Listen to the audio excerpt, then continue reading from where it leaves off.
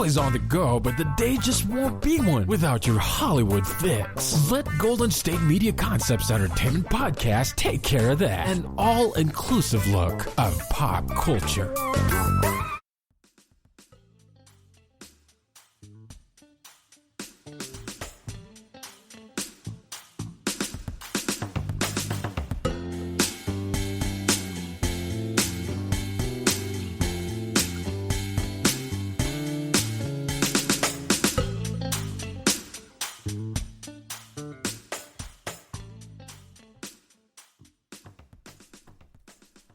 Thank you for tuning into the GSMC Entertainment Podcast, brought to you by the GSMC Podcast Network. I'm your host, Patrick Kennedy. It is Wednesday, May 5th, 2021, and also Cinco de Mayo. So, happy Cinco de Mayo. You know, most people assume that Cinco de Mayo is Mexico's Independence Day, but that is a common misconception. It is actually a day that commemorates the Mexican Army's unlikely victory over the French forces at the Battle of Puebla on May 5th, 1862. Just dropping a little knowledge on you all before the show today. I hope you all have enjoyed Sunday's show, in which I talked about the Teen Mom OG reunion, the second half and conclusion of which aired on Tuesday of last week, so be sure to see how that ended. Also talked about Demi Lovato's heated online exchange and slight attack on a Los Angeles frozen yogurt shop, Jeopardy's guest hosts thus far and what they plan to do to replace Alex Trebek, and finally my pop culture pick, which was the Oscars. I talked a bit about how the movies I had seen of the nominated films and which of those were my favorites. I was wrong, by the way, on who I suspected would win, but I am happy for Nomadland, which took home the Best Picture prize, and not only that, Chloe Zhao took home the award for Best Director, making her the first Asian woman to win in the Best Director category, so that is very cool. Outside of that, this week has been kind of busy for me and will continue to be. Outside of this podcast, I do work full-time and am a full-time student, and it is finals week. So for you students out there, or even those of you who went to college, I'm sure you can feel my pain. However, this is such a nice escape for me. So much has happened already since the last show and entertainment news that I can't wait to talk about today. Speaking of today's show, I have a lot of good, juicy stuff in store to discuss, such as the Josh Duggar arrest, the kidnapping and return of Lady Gaga's dogs, the Game of Thrones prequel, and Patrick's pop culture pick, the 17th anniversary of Mean Girls. All right, so I did just want to preface this first story by saying while this is a PG podcast, and I am certainly going to remain within those guidelines, the following story does touch on child sexual abuse. I know even the mention of that, and sometimes these type of stories can be triggering or hard to hear for some. So if that might affect you, you may want to skip ahead to segment 2 about 15 minutes in. All right. Josh Duggar has really dug himself into a very deep, dark hole. The 33-year-old was arrested in Arkansas on Thursday without bail on child pornography charges. Now, his name may sound familiar to you if you have seen or heard of the TLC show 19 Kids and Counting, and then the following show, Counting On. He is the eldest child of parents Michelle and Jim Bob Duggar. the show focused on the life of the Duggar family, who are devout Baptists and frequently discuss values of purity, modesty, and their faith in God. The Duggars avoid birth control, saying they have decided to allow God to determine the number of children that they have, which kind of ties into the title of the show. All of the children are homeschooled, and access to entertainment such as movies and television is very limited to them. The Duggar family has also used, quote, blanket time, end quote, which is a controversial practice with their children that is basically chaperoned courtship, in which the couple becomes acquainted only in a group setting. So a little odd, but on May 22nd, 2015, TLC suspended the series when the Duggars' eldest son, Josh, the one that was just arrested, publicly apologized for having acted inexcusably following reports that he molested 5 girls, including some of his sisters, by fondling them. These events occurred in 2002 and 2003 when Josh was 14 to 15 years old and prior to the beginning of the show. And then following that, on July 16th, 2015, TLC announced that the show was officially canceled and would not resume production. And that is when a spin-off of the show, Counting On, aired in December of 2015. So this was not the first time Josh was involved in activities like this. So I'm sure there was a close eye on him for just in case something like this were to ever happen again, which sadly it has. Getting back into that, this most recent arrest, a federal grand jury in the Western District of Arkansas indicted Duggar, alleging that in 2019 he knowingly received images of children under the age of 12. The former TLC star has been charged on 2 counts pertaining to child pornography. On Friday, Duggar's attorneys Justin Gelfand, Travis Story, and Greg Payne said in a joint statement that their client has pled not guilty to both charges and plans to fight back in the courtroom. Claire Robbins, who is a public affairs officer for the U.S. Attorney's Office in the Western District of Arkansas, told USA Today that the government has requested Duggar remain in jail. The former reality star's attorneys have requested a detention hearing to allow Duggar out on bond, which will be held virtually May 5th, which is today. So we will see what happens with that. Duggar's first court date is set for July 6th.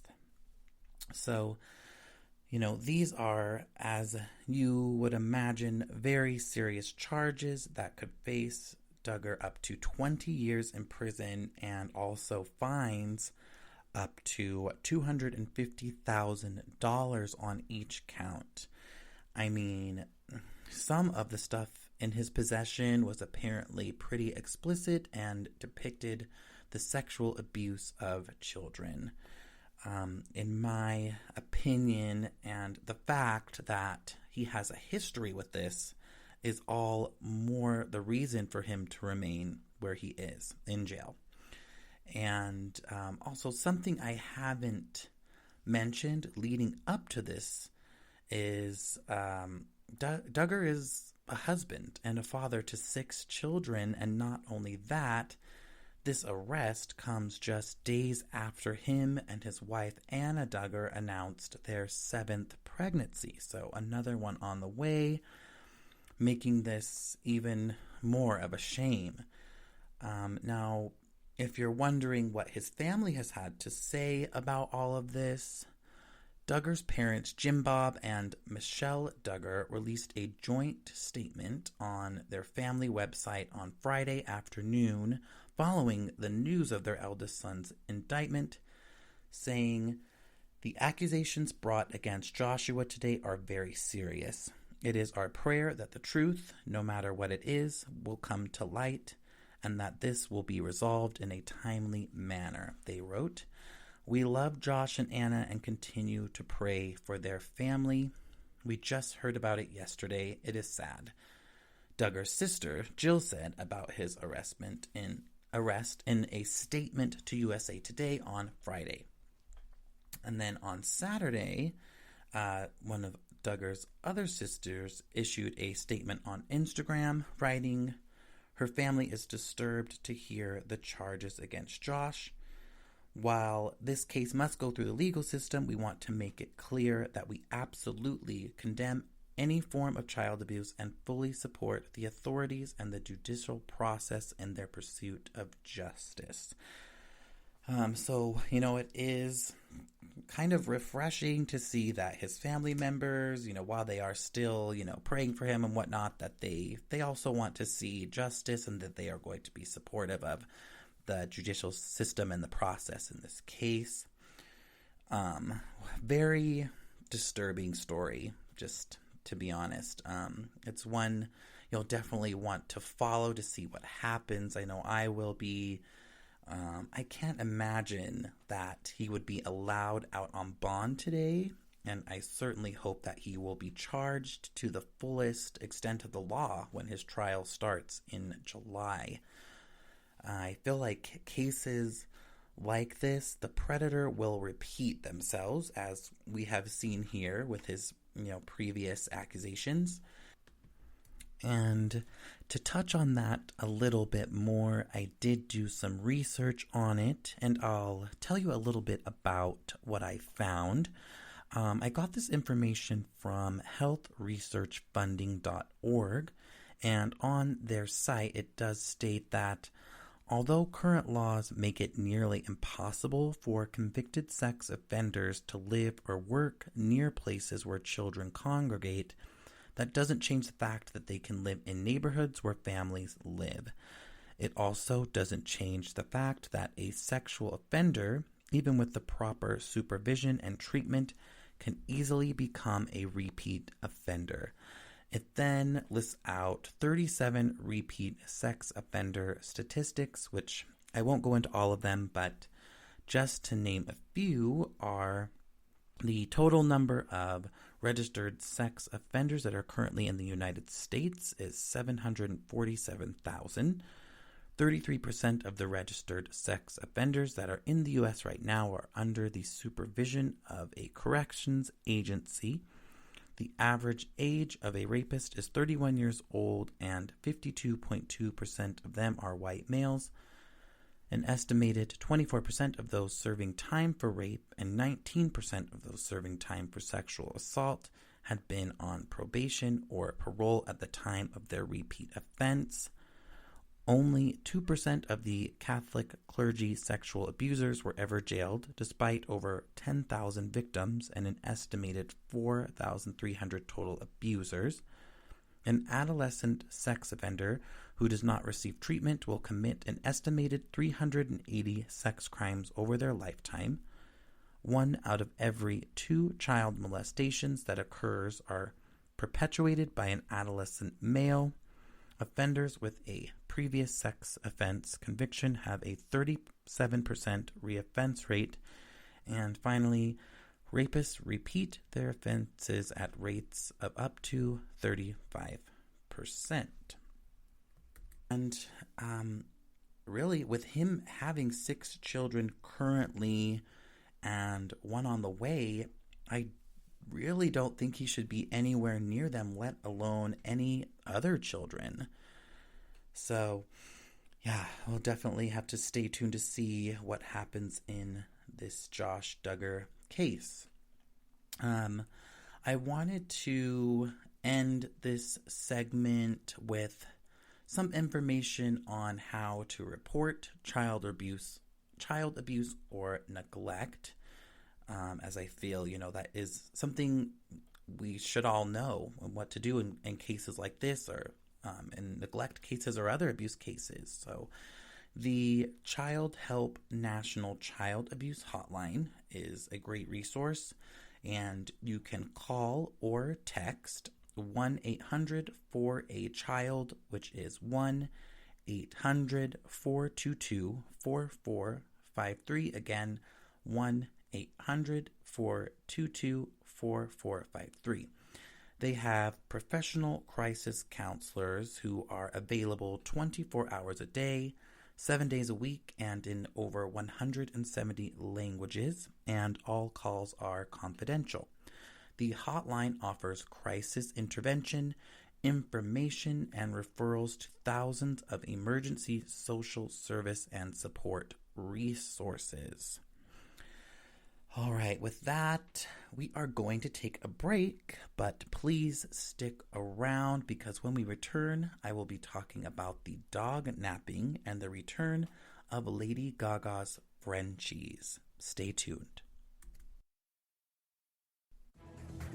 Want to find out what movies to go see? Then check out the GSMC Movie Podcast. It's your ticket to the latest movies, whether it's a new blockbuster event, romantic, comedy, or action flick. This show has got it all covered. They talk some what to go see now, don't bother, what's hot on Netflix, and everything in between. That's GSMCpodcast.com/movie-podcast. When it's all about the movies, it has to be this new show. Don't forget to like them on Facebook and follow them on Twitter. Visit GSMCpodcast.com for more info.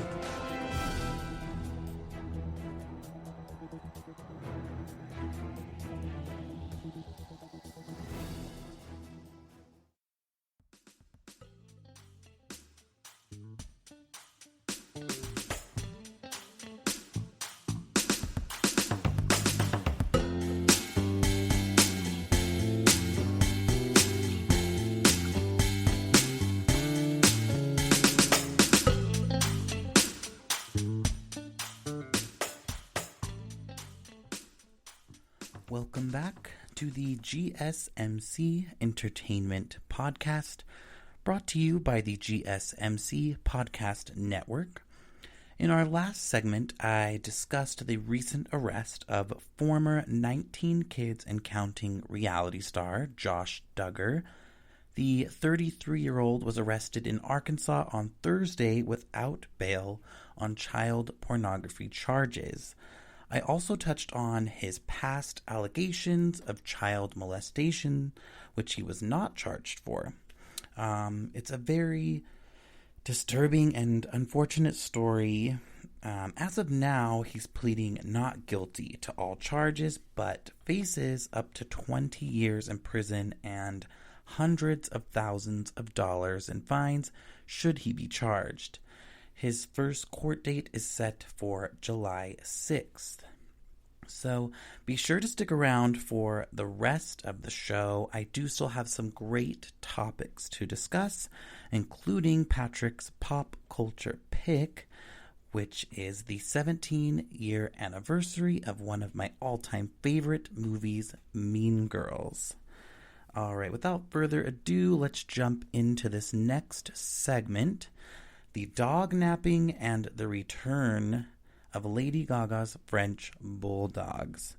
So, on the night of Wednesday, February 24th, Lady Gaga's personal dog walker, Ryan Fisher, was attacked by a gunman who shot him repeatedly in the chest, then grabbing the dogs and fleeing from the scene.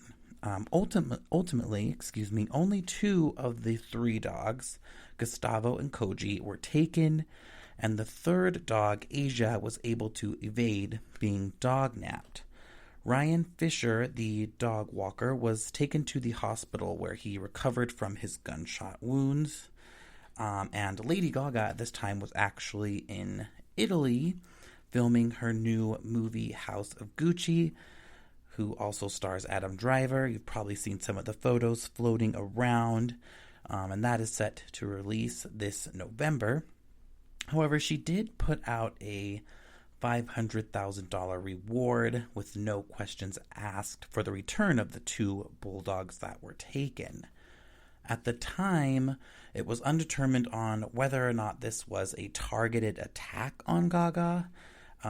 or just coincidence, as French Bulldogs can be pretty pricey, and they have also been a target for these types of nappings in the past. So there was actually also footage of this incident that was captured by KABC. I've actually seen the footage. I saw it when the story broke initially, and I remember it being very disturbing to hear. It's a bit hard to see. You can definitely hear Ryan, the dog walker, yelling, "No, no," as he struggles with the men. And, as they take off, you hear him saying, oh my God, help me." Crazy. I mean, imagine casually walking your dogs, and the next thing you know, someone jumps out at you and shoots you 4 times in the chest. I mean, just awful and absolutely terrifying. A couple of days later, on Saturday, February 27th, an woman met police officers at a Los Angeles police station. The LAPD gave the following statement. The woman found the dogs and reached out to Lady Gaga staff to return them. The woman's identity and the location of the dogs where the dogs were found, will remain confidential due to the active criminal investigation and for her safety. The LAPD also updated the condition of the dog walker, Ryan, saying he was stable with injuries that were not life-threatening. Thank goodness. Now, jumping ahead to 3 days ago, you may have seen that 5 people that were accused of shooting Lady Gaga's dog walker and stealing her dogs have been arrested. 4 of the 5 are documented gang members, and the 5th person was actually a 50-year-old woman who claimed she found the dogs. Yes, so the woman, Jennifer McBride, who turned them in to the LAPD, is now in custody in connection with the crime. Wow. So according to a statement from the Los Angeles Police Department, Jennifer McBride was in a relationship with Harold White, who is the father of one of the men accused of assaulting Ryan Fisher, the dog walker. Jennifer McBride, 50, and White, 40, are facing charges that they were accessories to the February 24th shooting. Also, 3 people are being charged with attempted murder. Their names are Jalen White, who was 19, James Jackson, who was 18, and Lafayette Whaley, who was 27. Jalen White, Jackson, and Whaley are also charged with additional felonies, including conspiracy to commit robbery and second-degree robbery. Jackson, who is accused of pulling the trigger, faces an additional count of assault with a semi-automatic firearm.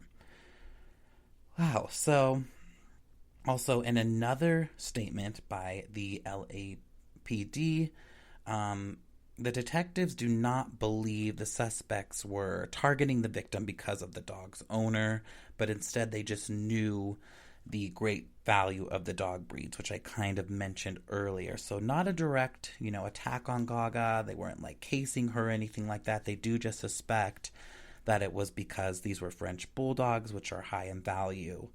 The police did say that Jackson, Whaley, and Harold and Jalen White are all documented gang members, as I mentioned, in the Los Angeles area.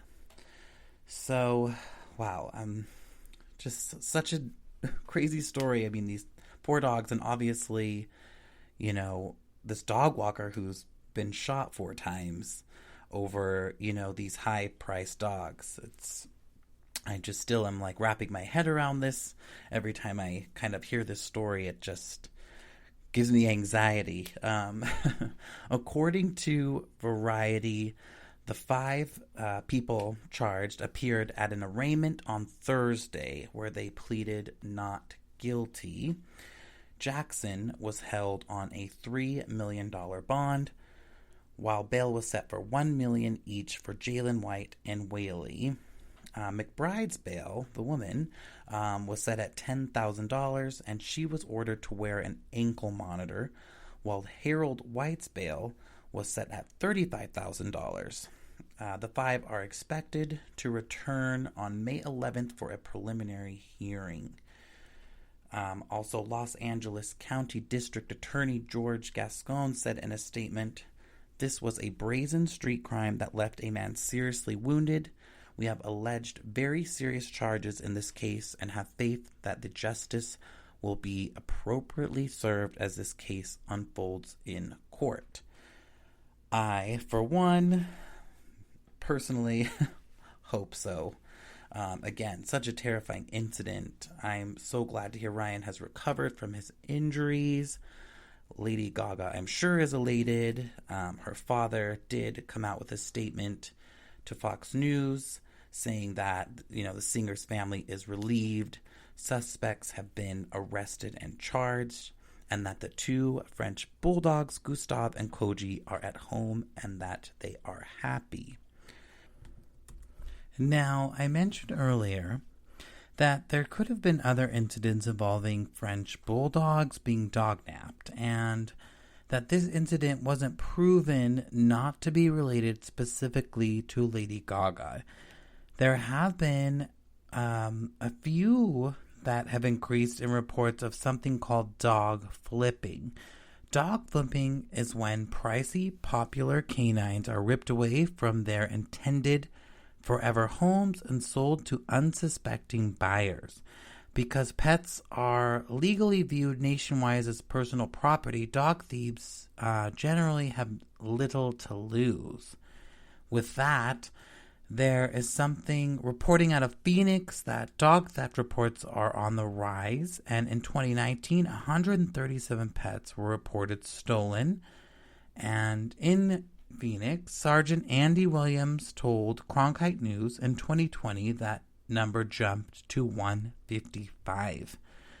According to pet detective Karen Tarquin, French Bulldogs and other small breeds have become desirable over the past 2 or 3 years. A quick search of Craigslist shows asking prices for Frenchies raised from $4,000 to $10,000, which kind of shows you why these predators were looking at Lady Gaga's dogs. So, even more evidence that the thieves in Lady Gaga's case likely run around looking for people walking Frenchies, and they just so happen to find hers. Another credible source is the American Kennel Club, which estimates that nearly 2 million dogs are stolen each year since the pandemic. Dog theft has become so common that AdoptAPet.com, which is North America's largest non-profit pet adoption web service, issued a statement warning pet seekers that dogs are being stolen to meet demand. Pet owners of all popular breeds, including terriers, poodles, bulldogs, and pugs, should be, taken at precaution. Like, be very careful if you have these dogs. And if these are your pets and they do go missing, there are pet detectives such as Tarquin, the detective who will work to find them. And another interesting theory is that nationwide lockdowns in the past year have driven demand for companionship from man's best friend during the pandemic, and shelters across the country seeking dog adoptions and fosters. We've all experienced this year-long quarantine where not all of us have had someone by our side. So having a pet could be a very beneficial thing just to have near you and make you feel better. But it also gave dog nappers more of an incentive to commit these crimes. I also wanted to just give you a little bit of a warning or a disclaimer, obviously, after hearing this story, that if you do have Frenchies or high-priced dogs, definitely take some precaution after hearing this. Keep yourself safe, maybe make sure when you're walking them, you have someone with you. have some form of protection. It's, crazy to even have to say this about something as, harmless as walking your dogs in your neighborhood, something that, you do daily and likely feel safe doing every time. So it's crazy out there. So just a warning there. And also, I've had a couple of friends I've noticed online lately that have gone to purchase puppies and have been scammed. So this is something that, I've seen firsthand. There's all these designer dogs and they go to buy them and they send money, and then it turns out that there's actually no puppy. So if you are in the market for getting a pet, such as a Frenchie or one of, these high-priced designer dogs, also just be cautious of that as well. Okay, going over that story again has got me slightly stressed out. I don't know about you guys, but I think it's time for a break. After the break, however, winter is coming again. Stick around. Tired of searching the vast jungle of podcasts? Now listen close and hear this out. There's a podcast network that covers just about everything that you've been searching. Hey! The Golden State Media Concepts Podcast Network is here. Nothing less than a podcast bliss with endless hours of podcast coverage. From news, sports, music, fashion, cooking, entertainment, fantasy, football, and so much more. So stop lurking around and go straight out to the Golden State Media Concepts Podcast Network. Guaranteed to fill that podcast itch. Whatever it may be. Visit us at www.gsmcpodcast.com. Follow us on Facebook and Twitter, and download us on iTunes, SoundCloud, and Google Play.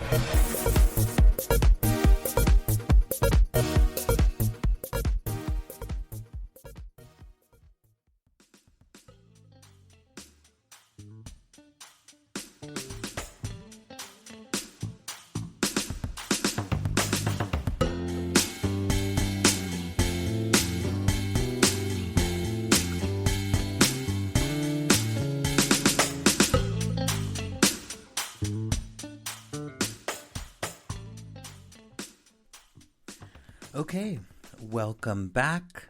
GSMC Entertainment Podcast, brought to you by the GSMC Entertainment Network. I'm your host, Patrick Kennedy, once again, and we are now moving right along into segment 3 of today's show. But before we do, I'll give you a little recap on what we covered in the last segment. I went over the dog napping of Lady Gaga's Frenchies that happened back at the end of February. The dogs were thankfully returned a couple of days later after she offered a $500,000 reward, no questions asked. Now, the really interesting part is what happened last week when 5 people were arrested in connection to the crime. Remember, not only were 2 of her dogs taken, but her personal dog walker that was walking them at the time was shot 4 times in the chest. Lastly, one of the people arrested was a woman named Jennifer McBride, who was the woman who returned the dogs to LAPD. It was confirmed that this was not a direct attack on Gaga, but that Frenchies and other high-priced dogs are big targets for thieves these days. I went a little bit into what is called dog flipping, which is when pricey and popular canines are ripped away from their intended forever homes and sold to unsuspecting buyers. So if you have a Frenchie or a high-priced dog, please be extra cautious when taking them out into public. And like I mentioned in the last segment, I've had a couple of friends who have been scammed over the last year when trying to purchase puppies online, so be aware of that as well. Also kind of touched on some of the reasoning behind why, there is such a big trend in people purchasing dogs over the last year. And a lot of it was pandemic related, just people wanting companionship or being, quarantined at home and having the time to think about a pet. I mean, I certainly, saw some online, and, it does make you kind of want to take that step and nurture something and spend time with something when you have all of this time to yourself. So totally understandable. But again, just be forewarned and be extra careful when out walking your pets. Okay, so now we're going to get into the next segment. You may have heard me tease that winter is coming again, which, unless you live under a rock, that means something Game of Thrones related. So on Wednesday, April 14th, the official Game of Thrones HBO Twitter account tweeted a very cryptic message saying winter is coming again.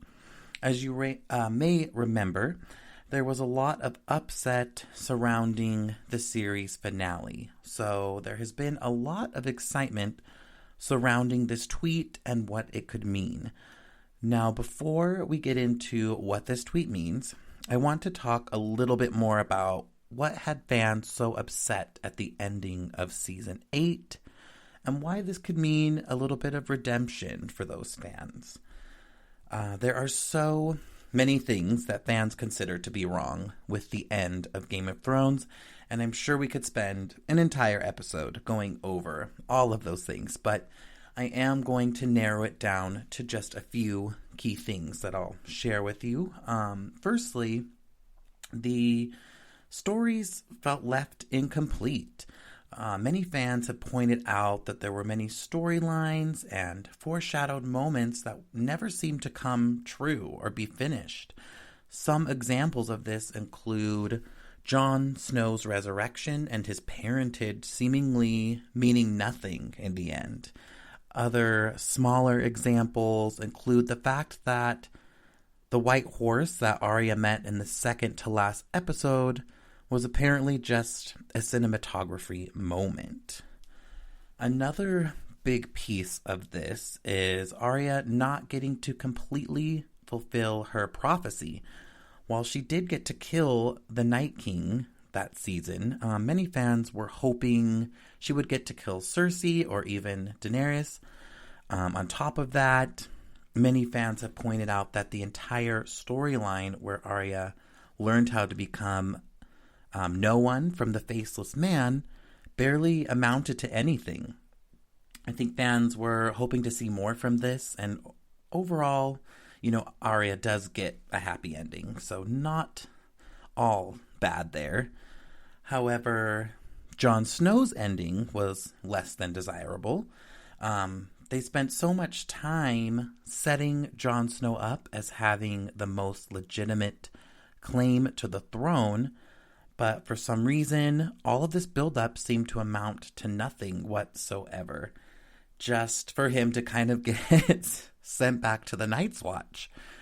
This frankly, the whole ending in general was just a little anticlimactic. Throughout the show, and a very big part of the show was the wall. And it's still left there. So why is that? The show seemed to get rid of all of the reasons why the wall existed in the first place. Winterfell and the wildlings, are now able to work together, and the White Walker threat has been eliminated. There also doesn't seem to be much of a need for the Night's Watch anymore. So exiling Jon to be a part of them again seemed like a strange move. Finally, Bran becoming king seemed to be the biggest surprise of all. This seemed to come from out of nowhere, and the fact that Tyrion, who was a prisoner, made this suggestion even stranger. While Bran was set up through the first few seasons to be influential, ever since he became the third-eyed Three-Eyed Raven, the show hasn't used him for anything that seemed to have a long-term impact. So fans are confused why Bran would make a good ruler when he's shown no interest in being a part of humankind in the last couple of seasons. Okay, so personally, I liked Game of Thrones. I was and I am a fan of it. I'm not a diehard by any means. So when I finally was, able to see the finale, I was okay with it. It was a bit lackluster, but I wasn't going to lose sleep over it. However, after digging into all of these things more a little bit for this segment, I do feel like there was a lot left unanswered, and I completely get why people were very upset by this and would want some sort of resolution. That brings us to the tweet I mentioned at the top of the story by HBO and the Game of Thrones Twitter account, Winter is Coming Again. HBO has officially announced the Game of Thrones prequel called House of Dragon, which is set to arrive on our screen sometime in 2022. With filming due to start sometime this year, I believe. It will be set about 300 years before the events of the original HBO series, and House of Dragon will tell the story of the House Targaryen and the Targaryen Civil War that became known as the Dance of the Dragons. So, like the original series, this is also based off of a George R.R. Martin novel called Fire and Blood. And Game of Thrones followed the books pretty closely, with a little deviation for the first 4 seasons. And after there were some substantial changes to the characters and the plot after that point. So for those reasons, it's hard to tell how much they will stick to the script or to the novel with House of Dragon when they tell these stories from Fire and Blood. With Martin at the helm and Fire and Blood published in its entirety, that is a good sign and a safe bet to say that the book will align quite nicely with the show. We also, some exciting news, know who will be cast in the show. On April 26th, the House of Dragon Twitter account posted Fire Will Reign. The HBO original series, House of the Dragon, is officially in production, coming soon to HBO Max in 2022. In the photo was the cast doing a socially distanced table read. And as should be expected, House of Dragons has a seriously impressive lineup. The 10-episode series will star Paddy Considine. He's been in The Outsider and Peaky Blinders and Hot Fuzz. Also, other cast members include Matt Smith, known for his role in Doctor Who and The Crown as Prince Daemon Targaryen, Olivia Cooke as Alicent Hightower, and Emma D'Arcy as Princess Rhaenyra Targaryen. Sorry, I probably butchered that name. It will also feature Rhys Ifans as Otto Hightower, Steve Toussaint as Lord Corlys Velaryon. I'm going to butcher some of these, just telling you. Eve Best as Princess Rhaenys Velaryon. Wow, this is embarrassing. Sonoya Mizuna and Massaria, and Fabian Frankel as Sir Christian Cole. So, apologies for all of my name butchering there. As you know, some of these names in Game of Thrones are a little tricky to roll off the tongue. Game of Thrones is known for its breathtaking choice of locations as well, and so further reports suggest filming will take place in Croatia and Morocco, which are both very beautiful places. And as I've mentioned and gone over, people were clearly very upset at the end of Game of Thrones, which was based off of one of R.R. Martin's series, A Song of Ice and Fire. So at some point, the creators had to start making things up. which likely is the biggest factor in why things did not end up as good as expected. However, House of Dragon, as I mentioned, is based off a Martin book as well, Fire and Blood, and has a solidified ending. So hopefully, the audience just kind of gets to go along for the ride. The only way House of Dragon could really get into hot water for its finale is if it took another direction that diverges from George's book, A History of Song of Fire and Ice. And, that one we saw kind of got destroyed because of that. So, again, let's just hope they stick to Fire and Blood. Also, this story is set hundreds of years before Game of Thrones. It likely won't end with Robert's Rebellion. That event occurs only 17 years before Game of Thrones' first season begins, and instead could implement a newly crafted Westerosi tragedy era to end on. So that could be exciting to see. I would hope that they would stick to the book on this one. That way we don't have anyone to be mad at. Although people will always find something to be upset about, personally, I'm excited for it. The cast that I am familiar with, I have liked in their previous works. The locations sound awesome. And before it diverted, the Game of Thrones story was very captivating and entertaining. So I will most certainly be watching. Will you? I'm sure there are many more updates and spoilers coming our way as this gets deeper into production. So keep your eyes peeled for those. Okay, that concludes segment 3. Quite the episode we've had so far. I believe now would be a good time to take another break. But when we return, it is our final segment, which is Patrick's Pop Culture Pick. That's me, by the way. And believe it or not, it's been 17 years since the film Mean Girls premiered, which is a classic and one of my favorites. So I'll be going over some fun facts and information about the movie. Stay tuned. Golden State Media Concepts bring you Book Review Podcast, a haven for bookworms of all ages and the widest genres, from mystery to memoirs, romance to comedy, fantasy to sci-fi. If you love to read, this is the podcast for you. It's the Golden State Media Concepts Book Review Podcast.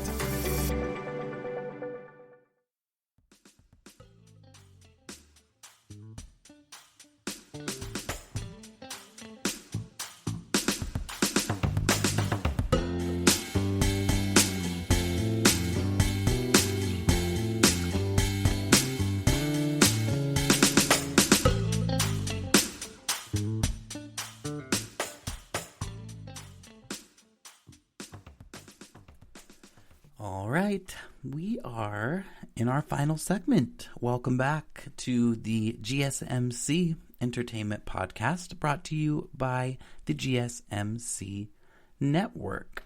Okay, so as I mentioned, last story of today's show, we have gone over quite a bit so far. I started with the arrest and the charges Josh Duggar is facing, the dognapping, return, and arrests involved with Lady Gaga's French Bulldogs, as well as the 5 people, again, arrested in connection with that, which was interesting because one of those people was actually the woman who turned the dogs in. And on our last segment, I talked about the details we have so far about the prequel to Game of Thrones, House of Dragons, which has started production and will air on HBO Max sometime in 2022. The show will be based off of a George R.R. Martin novel, as the original series was, and the title of that book is Fire and Blood. Fortunately for fans, there should not be any trailing off of the original story and having to create anything, as this was a completed story by Martin, unlike A Tale of Fire and Ice.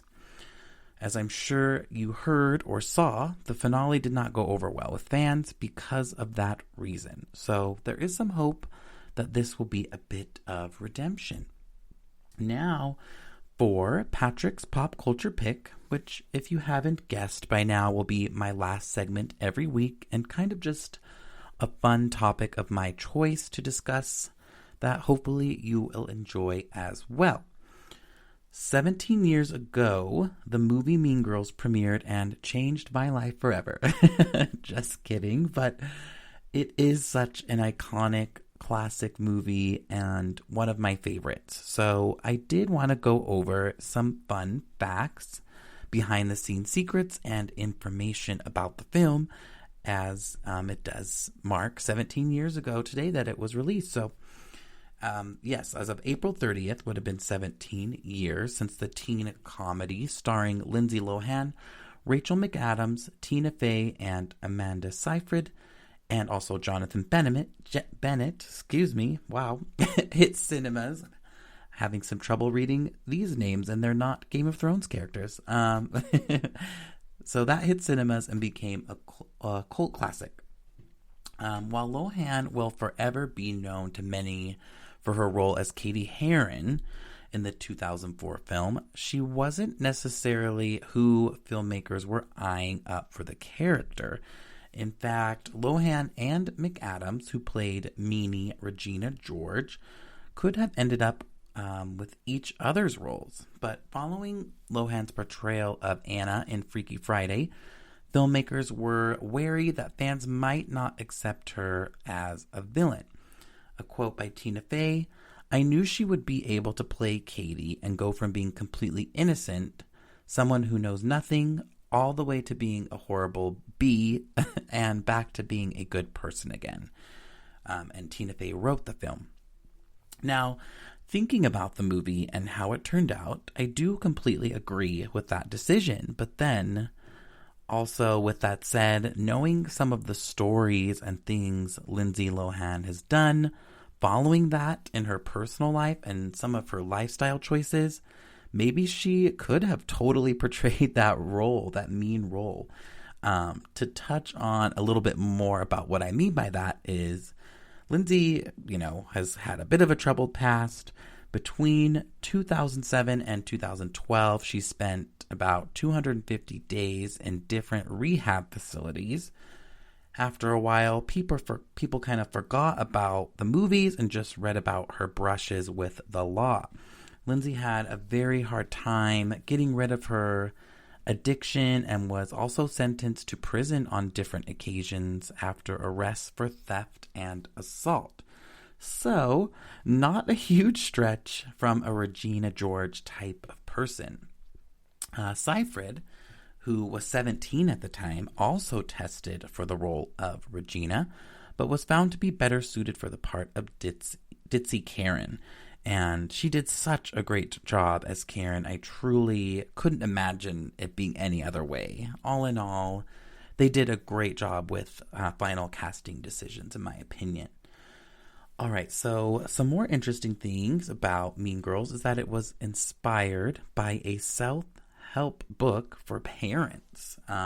Tina Fey was inspired to write Mean Girls, which is her very first screenplay, after reading Rosalind Wiseman's best-selling book, Queen Bees and Wannabes, Helping Your Daughter Survive Cliques, Gossip, Boyfriends, and Other Realities of Adolescence. As the book title suggests, Wiseman offers advice and strategies to parents on how to help their daughters navigate the choppy waters of adolescence. Much of the book contains anecdotes culled from Wiseman's time spent leading workshops in schools nationwide through Empower, which is a nonprofit anti-violence program she co-founded. And a little note, Rosalind Wiseman, the writer of that book, thinks that Tina Fey mostly got her book right and translated it well to film. Moving along here, so Damien, one of the best friends in the film, he actually instilled some serious courage in the actor, Daniel Franzese. He quoted, "When I was cast in the role of Damien in Mean Girls, I was terrified to play this part. And however, Franzese captured what was so refreshing about Damien. This was a natural and true representation of a gay teenager, a character we laughed with instead of at. Yeah, I mean, it was a pretty huge role to kind of, cast a gay character in a movie, and I think he just did such a great, hilarious job of that." He said his friends and family have known that he's gay, and he decided a decade later to come out publicly. So perhaps, the film will help someone else, he said. Yeah, so that was pretty cool, casting Damien in that role. I think he did such a great job again. Some other interesting facts about the film.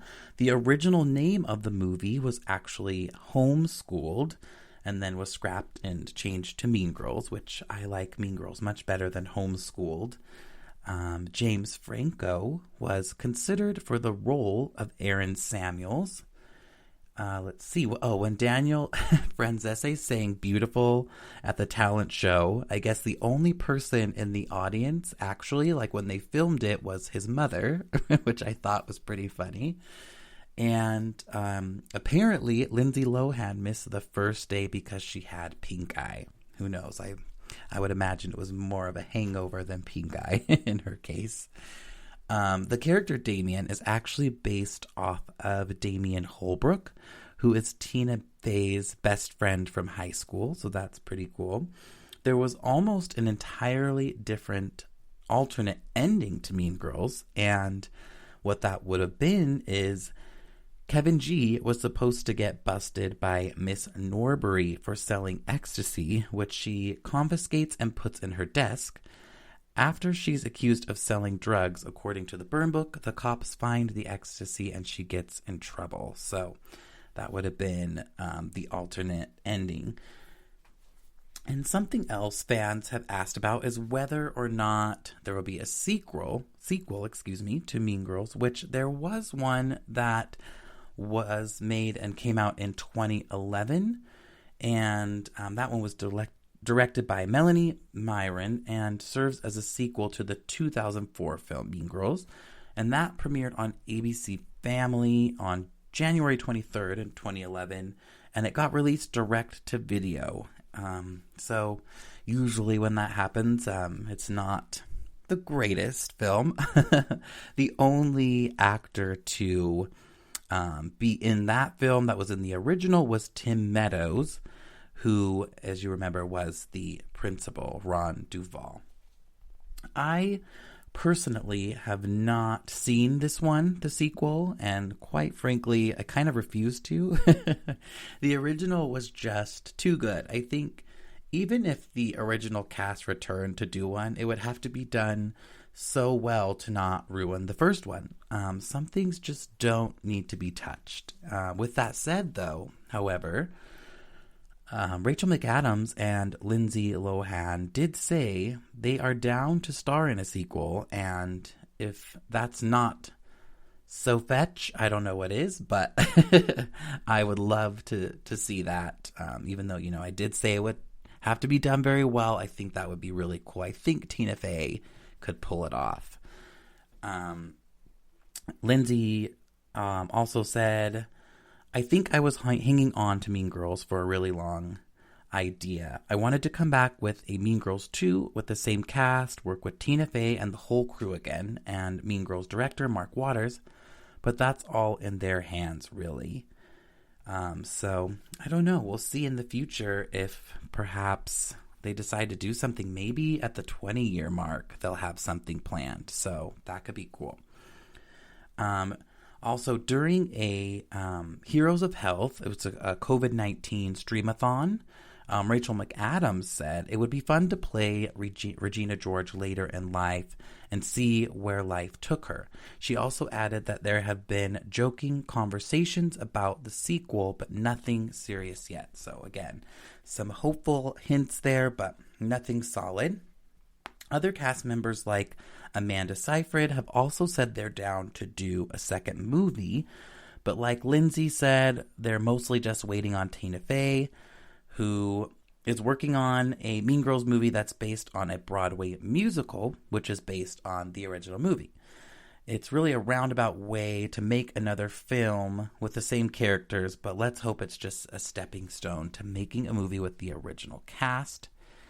Maybe we should do like Amanda once said and start a Mean Girls 2 campaign. See if that might get some traction. Okay. So it actually, like we just mentioned, it was turned into a Broadway musical, and Tina Fey and her husband, Jeff Richmond, who is a Tony Award nominated lyricist, and they actually created a Broadway version of Mean Girls that opened in Washington, D.C.'s National Theater in October of 2017. And then it moved to Broadway's August Wilson Theater in April of 2018. It actually earned 12 Tony nominations earlier this year, and also won, last year, 2020, and won a Drama Desk Award for Outstanding Book of a Musical. So that's really cool. I think, Tina's had such great success in all that she's done. I feel that she could totally pull off a sequel with everyone, and everyone would definitely be on board if it was with her. So, yeah, those are just some fun facts about the film. Can't believe it's been 17 years ago. I remember being in high school and seeing this movie with my friend Evelyn. I remember it very vividly. I still quote it. I could probably quote the entire movie to this day. So definitely just such an awesome, fun film that I wanted to kind of dive into for the last segment here. And that will conclude our show for today. I hope you enjoyed all that we talked about. Again, happy Cinco de Mayo. I'm off to have a margarita. Thank you for listening to the GSMC Entertainment Podcast, brought to you by the GSMC Podcast Network. I would like to ask that you please remember to subscribe to the show and write a nice review. That really helps us. Also, if you can please follow us on Facebook, Twitter, and Instagram. Thank you. You've been listening to the Golden State Media Concepts Entertainment Podcast, part of the Golden State Media Concepts Podcast Network. You can find this show and others like it at www.gsmcpodcast.com. Download our podcast on iTunes, Stitcher, SoundCloud, and Google Play. Just type in GSMC to find all the shows from the Golden State Media Concepts Podcast Network, from movies to music, from sports to entertainment, and even weird news. You can also follow us on Twitter and on Facebook. Thank you, and we hope you have enjoyed today's program.